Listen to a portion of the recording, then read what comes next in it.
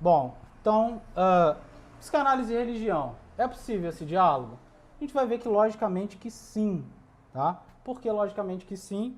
Porque a religião, ela não vai ser vista na psicanálise como um segmento religioso em si, apesar de que suas crenças levam à praxis, levam à prática, a rituais.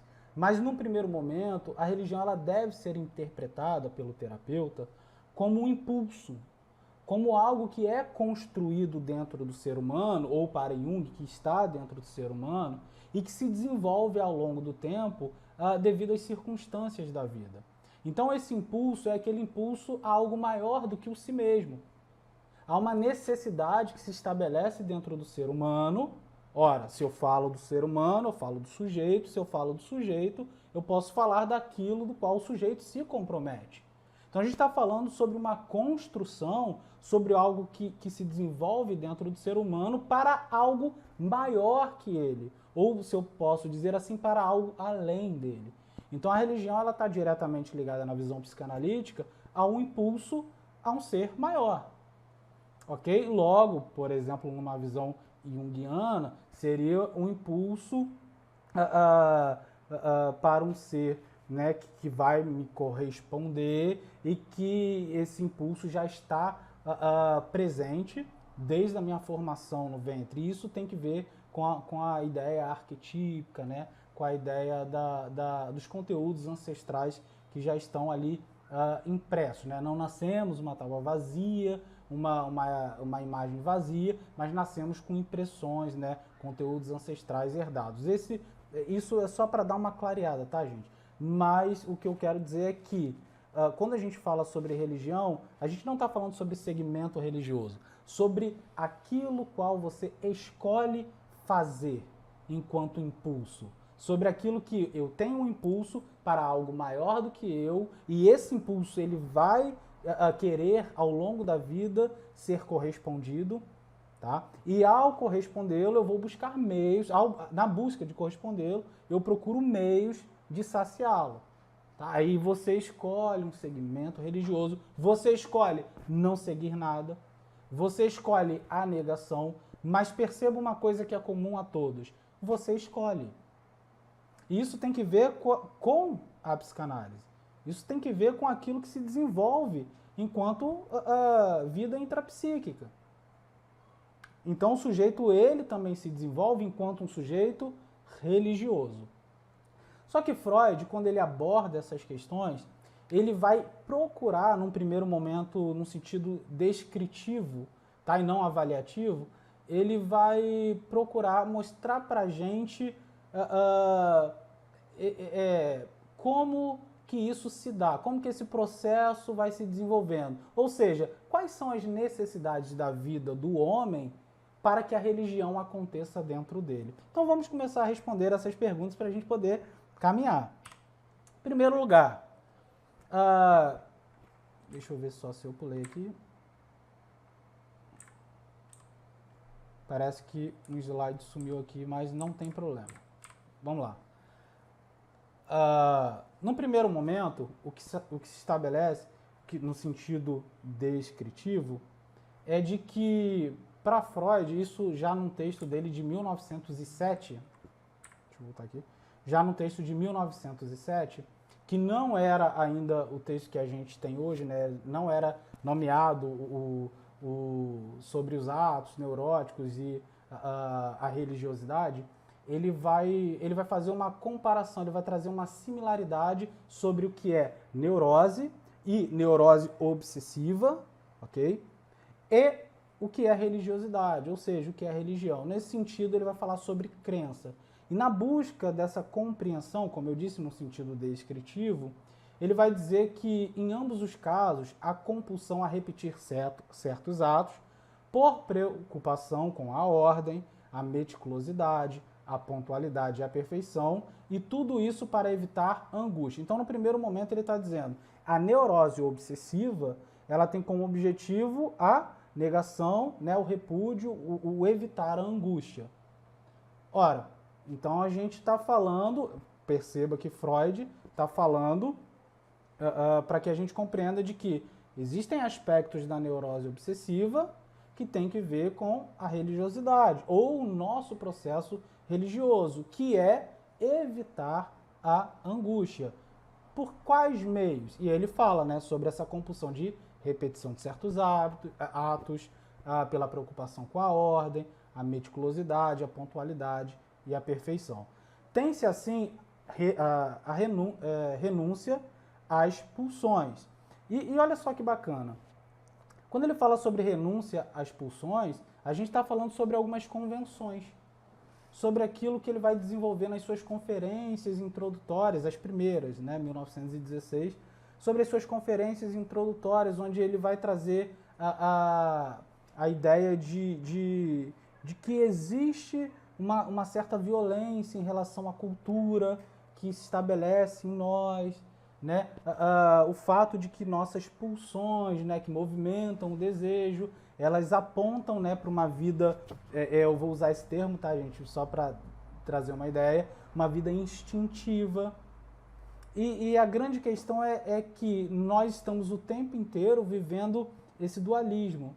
Eu quero viver do jeito que eu quero viver os meus desejos, que são impulsionados, empurrados pelas pulsões, mas que tem uma barreira que se estabelece, e essa barreira se chama cultura, que são convenções para que eu e você possamos nos relacionar, para que eu não ultrapasse a barreira da sua vida, do seu contexto, para que haja uma possibilidade de conexão entre nós. E isso se desenvolve, assim como nesse processo, se desenvolve também nesse processo de evitar, né, ou de repudiar a angústia, tanto na neurose obsessiva, percebam, quanto no processo religioso. Por isso ele diz, tem-se assim, renúncia às pulsões.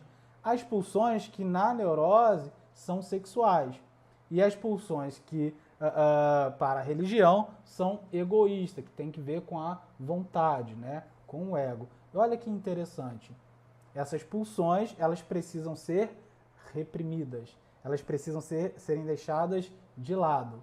Isso na neurose obsessiva, na neurose ele vai trazer, né, essa questão da sexualidade, da exigência do corpo, né, da pulsão, e para a religião, né, a questão do egoísmo, né, das minhas próprias vontades. Mas isso é só um aspecto descritivo. Ele só está começando a mostrar para a gente como isso se desenvolve. O fato, e aí, gente, é onde entra essa questão que é muito importante. O fato é que cedo ou tarde nós passamos por um processo de desamparo. Ele está falando aqui sobre a nossa formação enquanto seres humanos, tá? Desde a minha vida intrauterina, a partir do momento em que eu nasço, eu tenho laços familiares, onde todas as minhas vontades, as minhas necessidades, elas são saciadas, onde existe a presença do pai, onde existe a presença da mãe, onde existe o meu acalento, onde eu estou sendo cuidado, onde eu estou sendo tratado. Existe o choro que está sendo trabalhado. Existe toda uma questão na minha formação de cuidado, de aproximação, de eu fui o objeto desejado no desejo do meu pai pela minha mãe e da minha mãe pelo meu pai, mesmo que isso não seja ainda, mesmo que isso não seja uma verdade qual esse ser venha descobrir mais tarde. Mas num primeiro momento é isso que vai se estabelecer, né? Porque eu choro, me dão comida, eu estou deitadinho de lado em cima do meu braço, tiram o meu braço para não ficar dolorido, dormente. Ora, eu caio no chão, me levantam. Quando eu chamo, me atendem. Fato é que eu estou sendo cuidado. E aí, cedo ou tarde, passamos por um processo de desamparo, de ausência e de carência de recursos. Em outras palavras, de abandono, tá? E esse abandono, ele vai estar ligado a uma palavra, vocês estão vendo aí, que é o Hilflosigkeit, que seria a ideia do vazio, que seria a ideia, literalmente, do desamparado do abismo. Então, a proteção contra esses riscos, as vicissitudes, ou em outras palavras, né, os destinos e as infelicidades a que se está irredutivelmente submetida, é cada vez menos garantida. Nossa proteção é cada vez menos garantida ao passo que eu me desenvolvo como ser humano. E, de fato, esse é o primeiro trauma da existência humana. O que a gente está falando aqui é a primeira noção de desamparo que nós temos na nossa vida. Podem chamar de sentimento, podem chamar de uma mera percepção. Mas o que acontece, é de que existe uma barreira que se estabelece, existe um momento que acontece onde tudo que me era dado, tudo que me era trazido, tudo que fazia com que eu me sentisse cuidado, começa a desaparecer, de uma forma ou de outra. E esse vazio, ele é real e angustiante na vida de todo e qualquer ser humano. Então é através desse processo que surgem as perguntas. Como será isso possível? Será que esse ódio vem do outro ou de sua indiferença? Não temos respostas para essas perguntas. E aí Freud vai dizer que o enigma do desejo do outro permanece. O enigma do desejo do eu fui desejado por eles, eu fui querido por eles, permanece. Porque antes eu era tão cuidado, eu era tão amado, eu tinha toda a presença e agora eu não tenho mais. O que aconteceu? E aí vem aquele sentimento que a gente falou, né, do Hofloskeim, que seria esse vazio, seria esse desamparo, né, no sentido mais profundo. É porque quando a palavra ensino alemão, ela traz para a gente uma ideia de várias coisas, né, unificadas em uma só, esse abismo, vazio, desamparo, né, deixado de lado. E como que é interessante, né, que isso vai se relacionando com a gente. E quero reforçar que, para quem chegou depois, né, para quem chegou agora, de que a gente possa deixar um pouco o nosso juízo de valor em relação àquilo que Freud propunha de lado. Porque Freud, enquanto ele traz a ideia do surgimento da crença, né, da religiosidade no ser humano, ele também afirma de que não é algo que eu possa dizer que é real, mas também não é algo que eu posso refutar. Logo, o que eu posso pensar é que se existe um desamparo, se existe, né, uma necessidade enquanto desamparo, não é uma questão objetiva, mas uma questão subjetiva. Isso é demais, isso é lindo. Então vamos olhar, né, com um olhar psicanalítico, com um olhar clínico, para que a gente possa alcançar depois as problemáticas que são cotidianas, né, e são fundamentais para a gente trabalhar. Bom, depois eu vou estar lendo as perguntas também, tá? Pessoal, o slide está em pause, não está funcionando.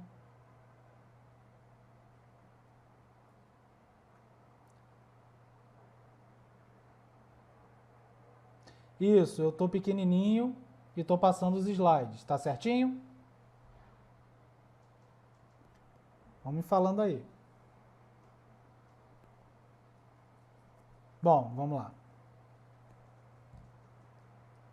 De vez em quando eu vou dar uma olhadinha aqui para ver se está tudo certinho, beleza?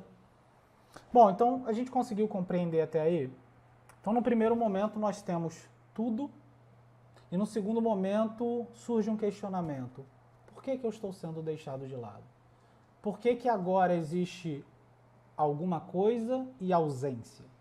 Por que agora aqueles que me viam como objeto de desejo, ou que eu me via neles sendo desejado, agora eu não vejo mais? Agora eu não me percebo mais assim.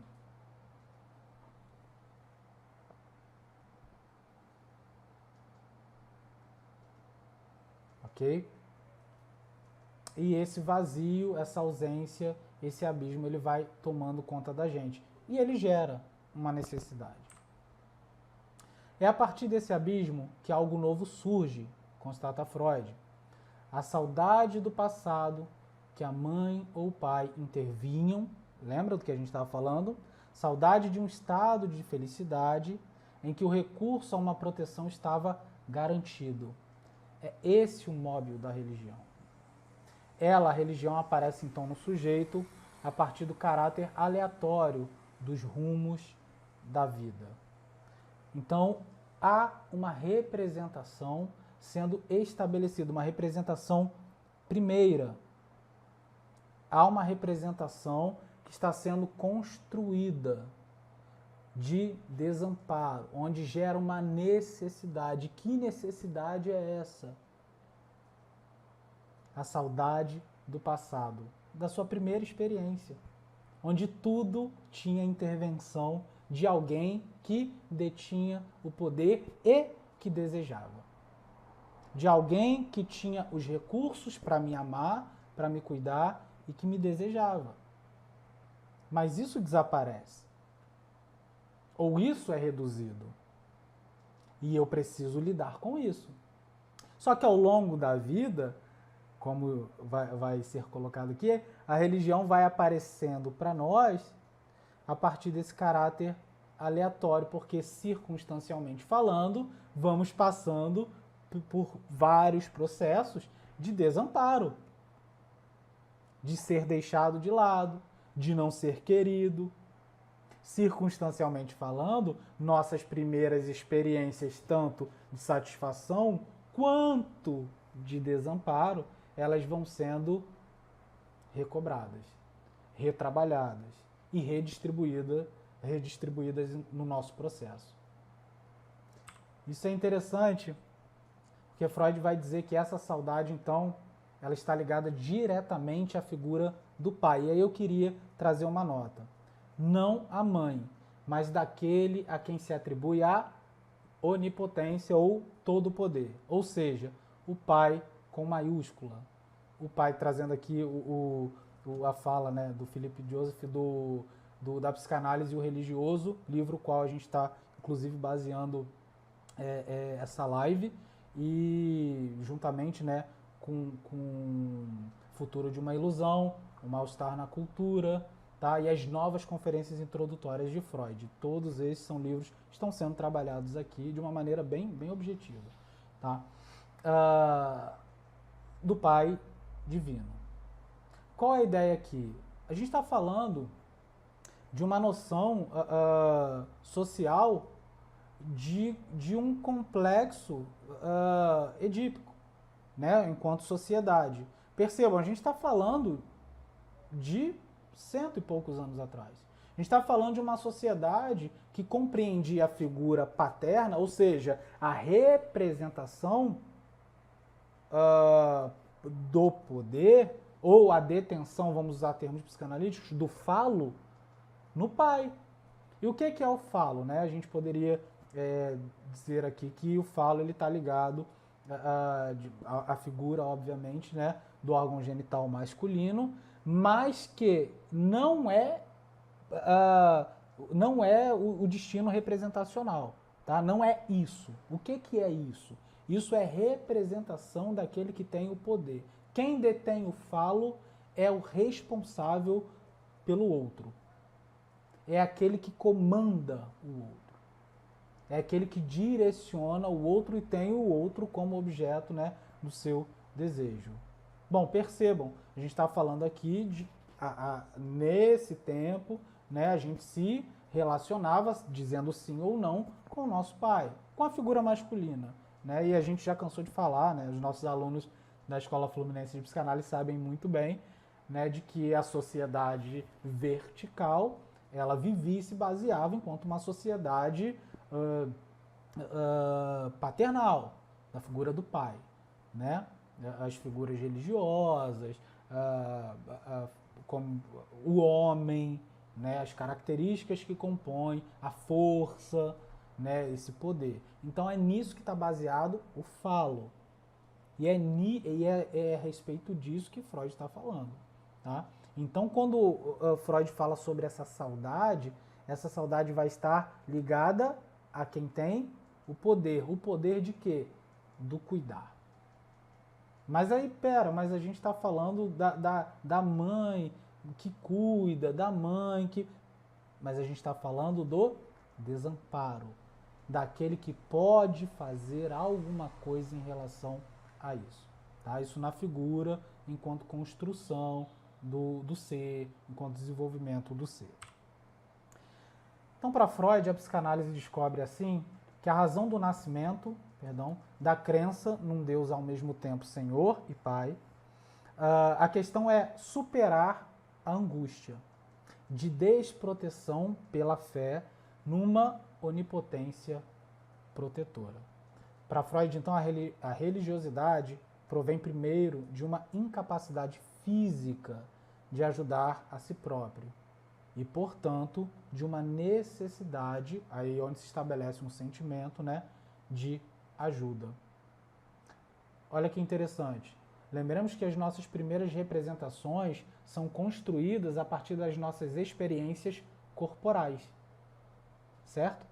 Nossas experiências corporais são responsáveis pelas nossas primeiras representações. Lembrem-se que a pulsão é a exigência que o corpo faz à mente. Para Freud, é a nossa mitologia, né? Para trazer uma inteligibilidade a certos fenômenos psíquicos que a gente não conseguia explicar na época, né? O recalque, a volta do recalcado. Então, quando a gente está falando sobre essa pulsão, a gente está falando justamente sobre a minha fome, o meu corpo, no sentido, né, de ser cuidado, estava sendo desenvolvido, estava sendo tratado ali pelo pai, pela mãe. Eu caí, me machucava, o meu corpinho era tratado com remedinho, era cuidado com a gotinha, né? Até a vacina, a dolorosa vacina, cria-se uma representação de cuidado dependendo de como isso for trabalhado, entre outras coisas. Então, perceba bem, perceba como isso se desenvolve. Mas, num segundo momento, essas exigências que a gente tem, elas serão quebradas pelo vazio e pelo abismo que se estabelece na ausência do pai e da mãe. E quando essa ausência se desenvolve, cria-se uma necessidade ao longo do tempo de colocarmos uma figura, uma imagem, algo que substitua esse vazio. E aí a gente pode pensar assim, mas seria Deus esse objeto? E percebam que o objeto aqui não é um objeto palpável, eu trago esse objeto como um destino, né? Seria Deus esse objeto de satisfação da minha necessidade ou de completude do meu desejo? Não necessariamente, porque eu posso satisfazer o meu vazio do meu impulso a algo maior do que eu com o próprio homem. Eu posso satisfazer isso dentro de mim com o agora, com o palpável, com o que eu toco, com o que me satisfaz hoje. E é por isso que quando a gente fala sobre um impulso a algo maior, esse objeto pode ser qualquer objeto que corresponda à minha necessidade do desamparo. Mas não existe uma ferramenta mais fundamental para lidar com isso, e por isso o diálogo é possível, que a religião.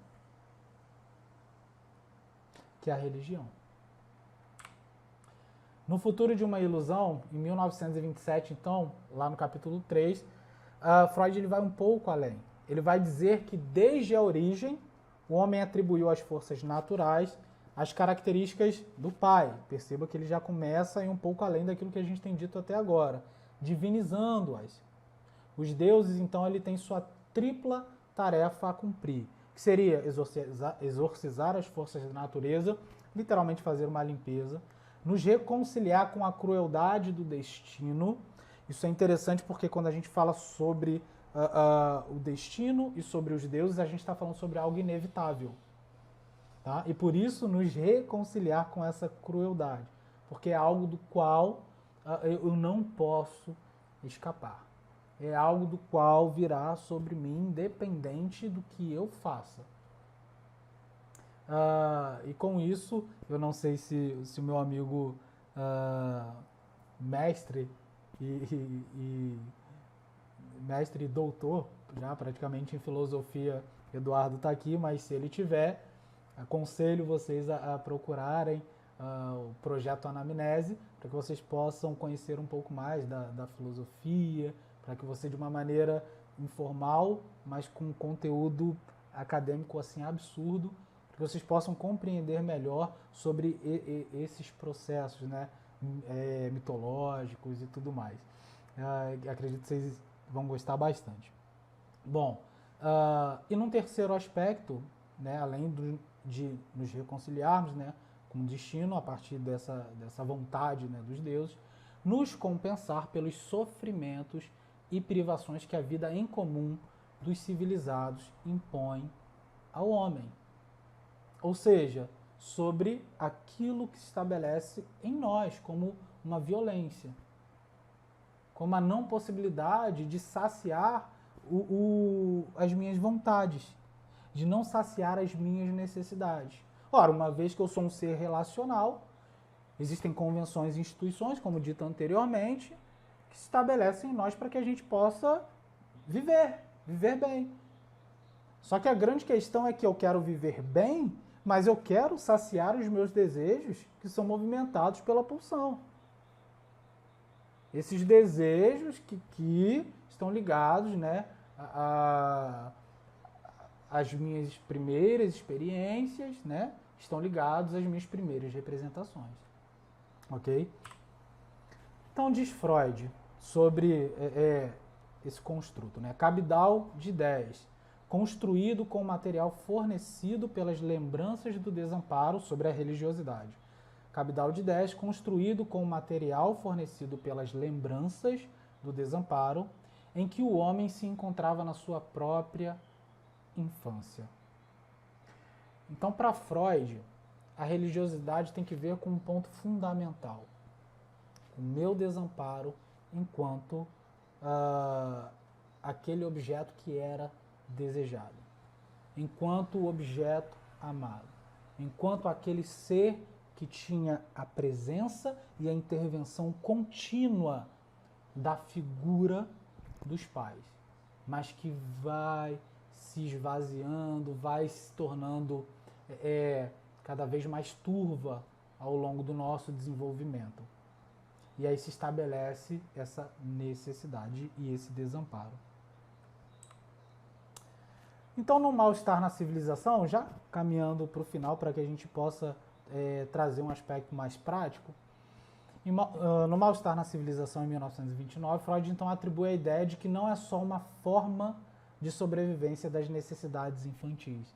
O nosso processo religioso e a nossa religião, ele não é construído só por esse desamparo, mas ele é permanentemente reanimado pela angústia do homem diante da preponderância poderosa dos destinos. Em outras palavras, o que ele está dizendo é que, circunstancialmente falando, nós estaremos passando por processos angustiosos, angustiantes, que vão tirar a nossa paz, que vão me fazer procurar algo do qual eu não sei o que é que eu procuro. E isso vai estar ligado a essa gênese histórica da sobrevivência das necessidades infantis. E que me vai fazer querer algo que corresponda a isso. O Joseph ele vai trazer a ideia do luminoso, né? Daquilo que não faz parte do fenômeno ou do fenômeno. Aquilo que não se estabeleceu na realidade, mas está para além, né, da minha capacidade hoje de compreensão, de possibilidade de ver, né, de presenciar ou de reconhecer no real. Olha que interessante. E isso é interessante enquanto estrutura do sujeito. Enquanto o sujeito se percebe como alguém que tem um impulso a algo maior do que ele. E o que é senão a angústia, né? Como a gente trabalhou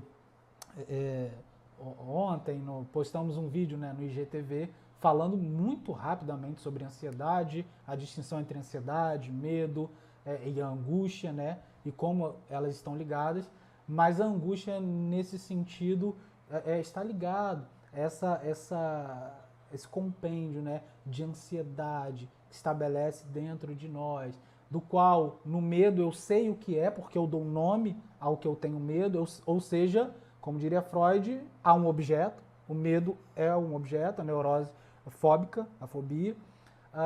Na ansiedade, esse objeto se perde, do qual eu crio uma expectativa exacerbada sobre algo ou exagerada, melhor, sobre algo que eu quero, mas tenho medo de que não aconteça, ou sobre algo que eu não quero e tenho medo de que aconteça.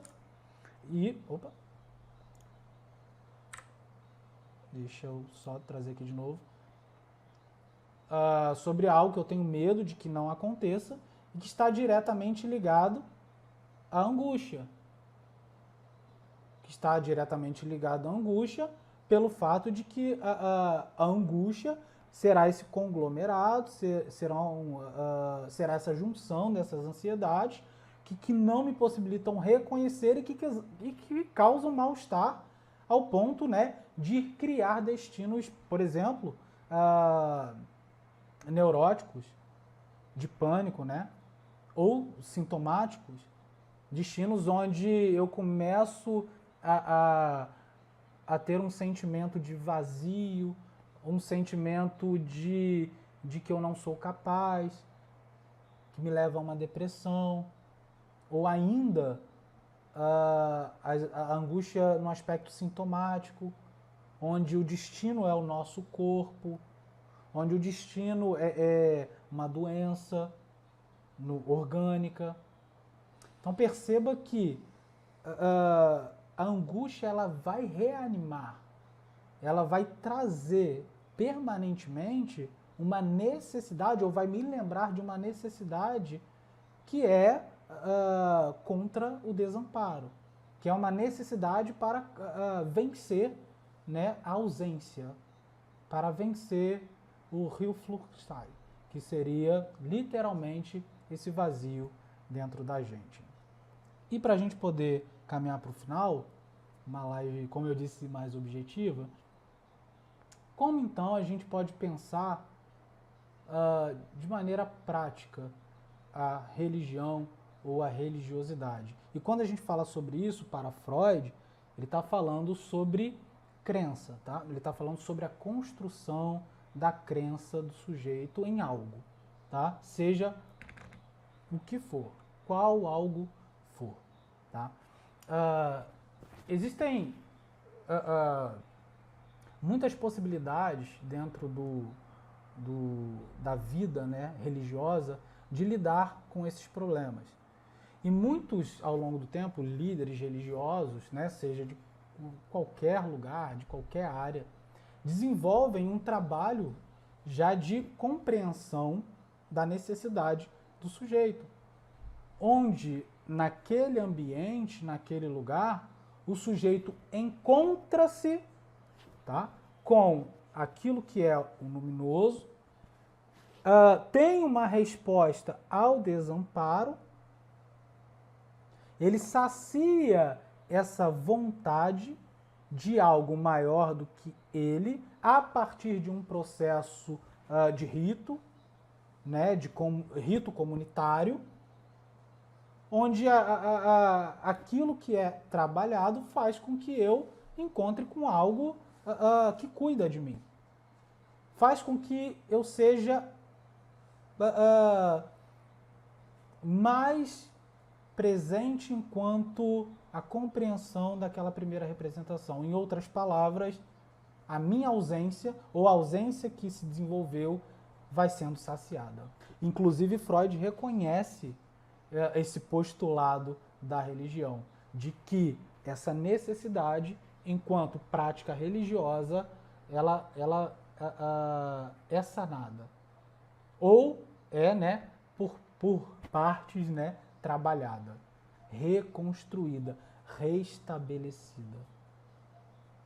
Que interessante, como a gente pode ver que nos moldes práticos da religiosidade, seja em qual direção for, a gente não está aqui por bandeira, inclusive vocês nunca ouviram eu levantar bandeira alguma, não é o meu trabalho aqui como psicanalista, mas é dizer para vocês de que, enquanto seres religiosos, nossas práticas religiosas fundamentam-se em um vazio, o qual toda religião se vale, e de fato, porque elas realmente trazem isso, ou toda religião, todo segmento religioso faz isso, para que a gente possa viver, trabalhar, se relacionar melhor, ser melhor, lidar com o desamparo de uma maneira mais fácil, com a ausência de uma maneira mais concreta, de uma maneira mais em que a angústia é deixada de lado ou trabalhada de uma maneira mais fácil. Bom, dito isso, eu queria saber se a gente tem perguntas para poder falar. Já temos até perguntas aqui. Eu vou estar lendo aqui e vou estar respondendo para vocês, tá? Espero que não tenha sido tão teórico, mas eu acredito que quando a gente consegue fundamentar esse diálogo com aquilo que foi construído, né, nas bases psicanalíticas, a gente consegue compreender melhor qual é a ideia, por exemplo, da psicanálise, não como um Weltanschauung, né, que seria uma cosmovisão, mas é uma ideia de trazer, né, uma compreensão clínica, metodológica desse processo, tá bom? Vamos lá.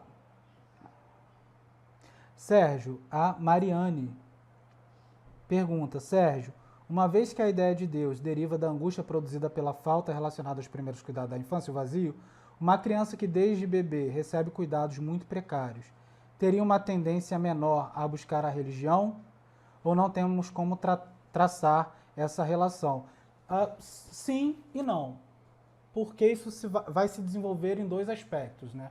O aspecto da construção, e aí eu quero tomar a segunda tópica aqui de Freud, mas ao mesmo tempo não deixar, né, de trabalhar esse desenvolvimento estrutural do ser, enquanto relação com os pais, objeto de desejo. De fato, quando você se envolve para que essa ausência seja sanada ou não seja tão desperta assim, você acaba por saciar até um certo ponto esse desamparo. A grande questão é que a demanda da vida, ela tem por característica, assim, quase que inegociável, que o desamparo de um modo ou de outro, que a ausência de um modo ou de outro ainda assim se estabeleça. E dependendo do grau de experiência, aí está ligado à pulsão, Mariane, dependendo do grau de experiência que ela terá, né, com seus pais, ela pode, por exemplo, ter, e aí é algo ainda maior, né? Eu vou exemplificar. Mas ela ainda pode ter uma necessidade ainda maior da religião. Por exemplo, os pais que procuram, a partir dessa compreensão, estarem mais presentes, desenvolveram um cuidado muito maior ao longo do tempo. Só que existem circunstâncias da vida, como eu falei, que são inegociáveis, onde o desamparo em algum ponto vai aparecer. E aí onde pode estabelecer um problema maior. Eu fui muito presente e muita presença, muita experiência faz com que a minha dificuldade ou aquela disfunção circunstancial tenha também um caráter representacional maior. Ou seja, a ruptura que pode acontecer por um desamparo pequeno tem uma representação muito grande nos nossos filhos. O fato de eu estar tão presente, mas tão presente, faz com que quando eu não estiver, aquela experiência seja mais forte, mais marcante ainda. Então, ainda assim, esse processo é quase que inevitável ou inevitável. E aí, tomando a segunda tópica de Freud, em relação ao supereu, a gente também vai compreender que depende, porque eu posso ser muito presente, evitando o máximo, né, o que é, como eu disse, quase impossível, evitando o máximo dessa ausência e desamparo, porém isso pode se desenvolver e vai em outros complexos, mas eu posso fazer isso, e ao fazer isso, eu posso estar colocando também, a partir, né, da minha prática religiosa, da minha família que tem algum segmento, ou não tem, né, dentro da vida dela aquele segmento. Eu posso, por exemplo, ser ateu, e é lógico que o ateísmo é uma religião, tá? Eu posso depois tomar isso caso seja necessário, mas acredito que seja bem claro, né? Uma vez que meu impulso a algo maior do que eu está apontado para o homem, tá? Está apontado para o concreto aqui, para a realidade. Então, logo, a realidade enquanto realidade objetiva. Então, logo, eu posso sim ser o máximo presente possível, mas ainda assim a minha religião enquanto formação familiar vai estar presente na vida do meu filho. Então é quase que impossível, eu digo quase, porque a gente tem que tomar um cuidado muito grande. Mas se você falar assim, mas fecha a live e fala, eu te falo, é impossível a gente dizer que em algum momento o filho pode se desenvolver enquanto um ser não religioso ou sem uma necessidade religiosa. Inclusive na modernidade, a gente vai ver que a própria violência é a carência de uma representação, né, desse ser que é maior, que me impõe as regras morais e éticas. É um grito da juventude, há um grito da juventude moderna de que eles precisam, né? Tanto é que você vê que o que justifica a violência é o ato de ser violentado. É dizer, não, porque nós somos frutos dessa violência e por isso nós praticamos a violência. E a violência ela tem que ver justamente com a falta dessa figura do falo que estabelece uma moral, uma ética, seja ela, né, de qual religião for, que a gente não vai defender aqui nesse sentido. Tá bom, Mariana? Então seria nesse sentido. Temos como, sim, traçamos a relação. Tá? E muito boa a sua pergunta. Muito boa. E ainda um certo cuidado, e isso já na parte clínica, que a gente precisa tomar é o fato de que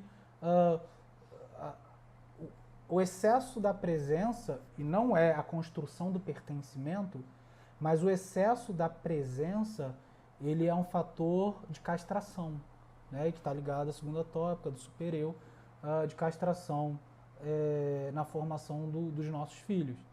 E aí há um cuidado que se precisa ter. Adolescentes de 16, 17, 18 anos que não conseguem dizer sim ou não sem os pais.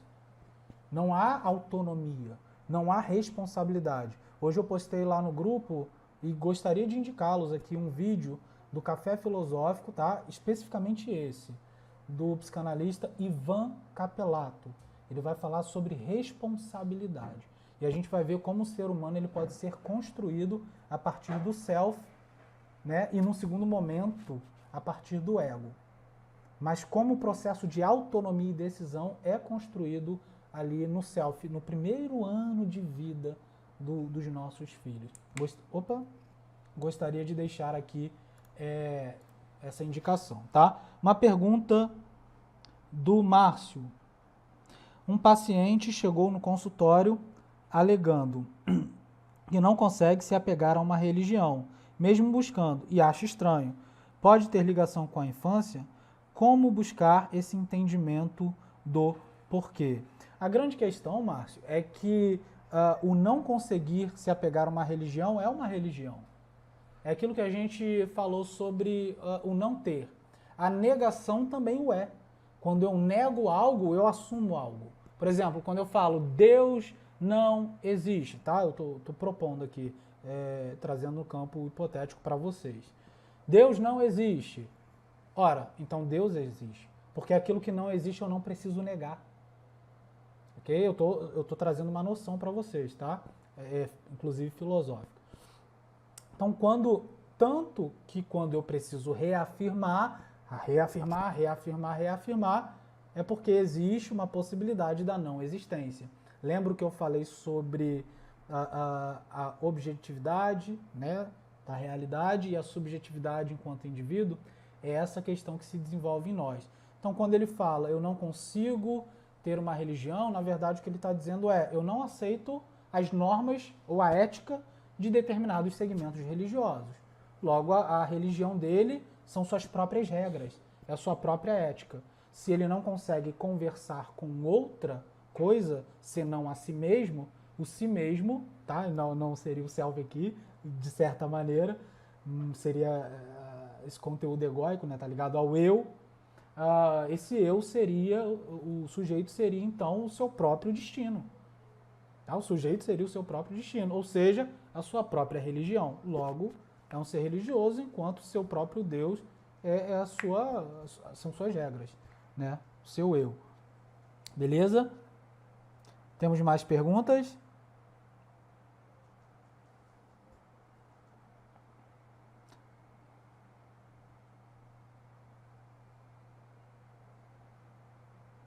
Me fiz entendido nessa questão, Márcio? Márcio, ele está escrevendo, Márcio é um dos nossos alunos da Escola Fluminense de Psicanálise, e ele inclusive, um dos trabalhos, o trabalho de conclusão dele tem que ver com essa questão, né? Ele falou hoje da religião e da psicanálise. Por nada, Mariane, que bom que eu pude ajudar. Fico muito feliz em poder contribuir, tá bom? E é muito legal, fico muito feliz. Fico muito feliz. Esse trabalho, inclusive, eu já me dispus aqui, já me coloquei à disposição para qualquer dúvida, eventual dúvida, a gente tá junto aí. Sobre o vídeo do café filosófico, com certeza. Vou colocar aqui, tá? Ivan Capelato, 2 pontinhos, responsabilidade. Responsabilidade. Ok? Tô colocando aqui para vocês. É do café filosófico, tá ok? É uma palestra que ele faz, muito boa, muito...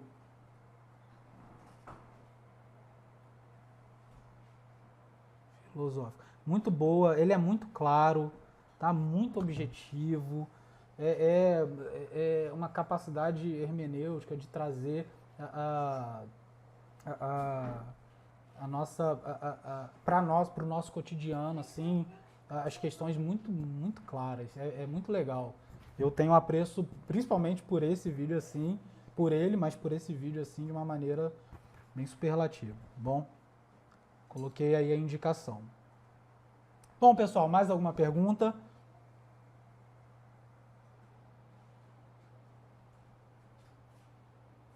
Por nada, por nada. Por nada, Marina. Espero que você goste, realmente é um conteúdo bem bacana. A Mariane pergunta, o pensamento cientificista seria também uma espécie de religião? Enquanto método, não. Enquanto método, não. Mas enquanto campo investigativo, pode ser. Eu não saberia te responder, mas enquanto método, não. Porque se a gente falar sobre pensamento cientificista, a gente vai partir de uma premissa de que a ciência ela nasce num berço teológico, né? Com a ideia de... Pessoal, só um instante aqui, por favor. Só um instante, por favor. Deixa eu só... Pera aí. Deixa eu só reposicionar a câmera aqui. Que o pessoal vai passar aqui. Não passa aqui? Tá. Pode passar, não tem problema não. É, deixa eu voltar aqui. A gente vai partir de uma premissa que isso nasce num berço teológico, né? A ciência como uma maneira de explicar os processos da criação, os processos né, da natureza enquanto o homem é responsável por esse cuidado, entendeu? Enquanto o homem é responsável por resolver, né, e estabelecer essa conexão. Mas no método, né, principalmente a partir do Renascimento, né, do Iluminismo, a gente vai ver que esse método ele vai se desenvolver a partir de uma ruptura. E essa ruptura ela faz com, inclusive, que vai fundar, né, a modernidade, mas essa ruptura do pensamento moderno, né? Mas essa ruptura ela ela é disfuncional. Ela é disfuncional porque se a gente partir da ideia de uma vida intelectual, a gente vai ver que uma vida intelectual é mais e melhor desenvolvida enquanto seres, né, de capacidade do pensar aquilo que é maior do que eu. Então, enquanto método, né, enquanto a ciência em si, o pensamento metodológico da prática, né, não tem muito o que ver na modernidade. Mas enquanto um campo, né, de investigação, existe algum tipo de relação. Teria algum tipo de relação, sim. Tá?